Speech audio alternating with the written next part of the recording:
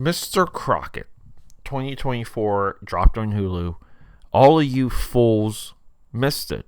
Hey, Peter A. DeLuca here, aka AKAPAD 69, known throughout the universe as the Film Buff.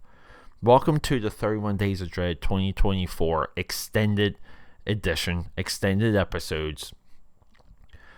We did a lot of horror for October. We did some great movies that I just want to let you all know about.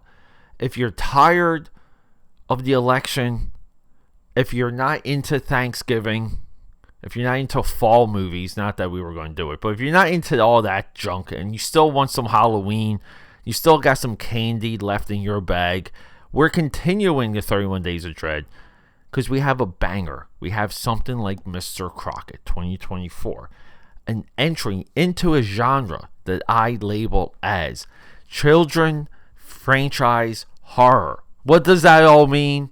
Let's hit that intro. Let's begin. It's October, and it's time for the 31 Days of Dread. This is where you get one horror movie a day for the entire month of October. That's how much we love horror. That's how much we love Halloween on the Film Buff podcast. And here's the crazy thing. This is the longest running horror event in all of podcasting. So get ready. We're going to rock and roll. We're going to scare our socks off. And yes, we're going to be grabbing some candy. Maybe some cereal. Let's go. Yeah, the 31 Days of Dread are not dead. AKA Powders, I've been waiting to say that. Peter A. DeLuca here. Welcome back to the show of shows, the Film Buff podcast. I just want to say, big shout out to Career Boy, because you guys know how I like to define career filmmakers. This guy works in the industry. He's done a lot of things. Maybe you've seen him, maybe you didn't, maybe you clicked through, clicked past some of his other film entries on other streaming services. Brandon Espy. With Mr. Crocket 2024 seems to me, it's just a culmination of this guy's experience. Because we get some fantastic imagery, fantastic sights. I just love the colors of this movie. I love the claustrophobic nature of suburban households. And what is this movie? Mr. Rogers and the Ring. You watch a videotape, you get possessed. This guy brings you into the TV, into his world, and guess what happens, right? If you've seen the thumbnail of this episode, you can tell this is what they're going for. And this is what I call children's franchise horror. We saw it in Willy's Wonderland with Nicolas Cage. Puka has one. That's like the Teddy Ruxpin version of a horror movie, or maybe like a Furby. But we see a deluge of the creepiness of children's entertainment crossing over into absolute horror. Mr. Crocket has a children's song. There's a children's song that they recorded, that they wrote for this movie. And it's a great song. It sticks in your head when you're watching the movie. And this is the magic of watching movies. You kind of fold into it. You almost get possessed by this song as some of the characters do. You hear the beats, you know the lyrics. It's fantastic. The mythology of this movie is there. The performance is there. What Brandon does here, he gives us like imagery that we know was old, like something that looks VHS, something that looks like it's a public access TV set, kind of dirty. And you guys remember when those like de-stressed t-shirts became popular, and everyone had to have a t-shirt that looked like it had a corrupted logo and it was just destroyed. But this is the distressed t-shirt version of film stock and film presentation and storytelling.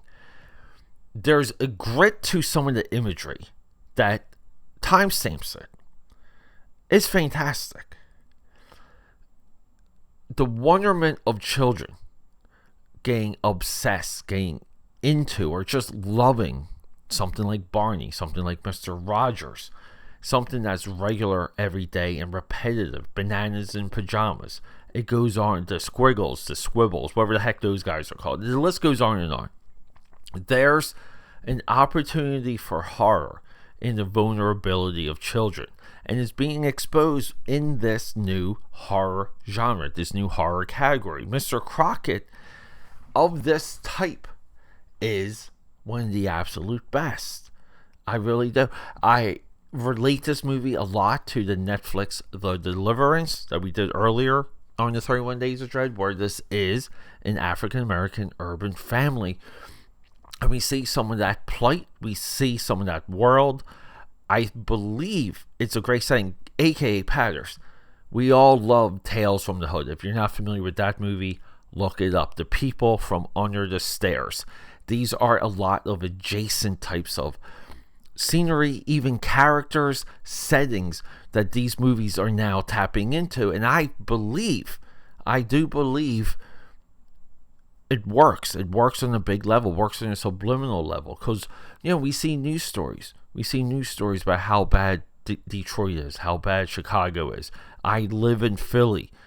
We have that in Philly. We have bad neighborhoods. In Philly, we have near no-go zones.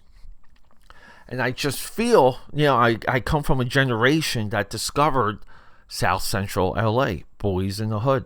Just the horror of that urban violence. It's absolutely horrible. And connecting some of that imagery to something like this, it's a combination that works, but also it's a combination that comes from not only the filmmaker, but everyone involved. Mr. Crocket sells a mythology. It sells an idea. It sells 1 sequel, 2 sequel, 3 sequels. The guy who, I don't even know who Mr. Crocket is, but he is so perfectly Elvis. Oh my God, the guy's name is Elvis. Elvis Nolasco. This is the Mr. Crocket in Mr. Crocket. Incredible.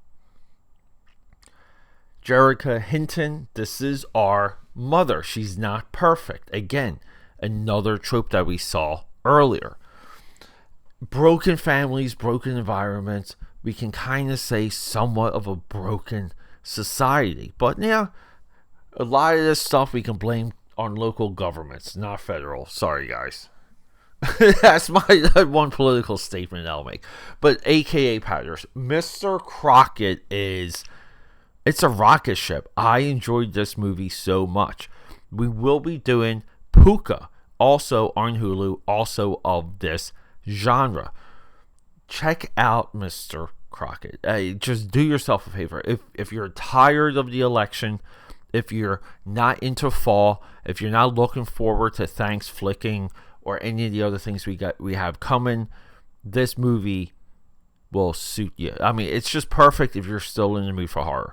I thought this movie was great. It was creepy. I love the lore. I love the mythology. And I love how the logic works of Mr. Crocket. They did a great job. They really did. AKA Padders, rock and roll. AKA Padders, thank you for joining me for another episode of the 31 Days of Dread. We have been dedicated to horror for a long time on this feed, on this podcast. If you guys want to know more about everything we do here, go to akapad.com. From there, you can navigate to the 31 Days of Dread. We have a dedicated landing page that goes through all the years of the 31 Days of Dread. And we also have a directory that jumps you to any movie that we've done. So you can just look up the movie by name. You can go to the directory. It's all alphabetical. And you can just explore, and that's the intent, and that's why we're so into the 31 Days of Dread, because no one's done this. No one has put this much time, this much thought and effort into American horror and international horror, and we love it. Horror is the future of American cinema. Horror right now is holding up American cinema, and I'm so thankful for it. So I'm hoping that you can extend yourself, explore, and continue the conversation. akapad.com. Thanks, guys.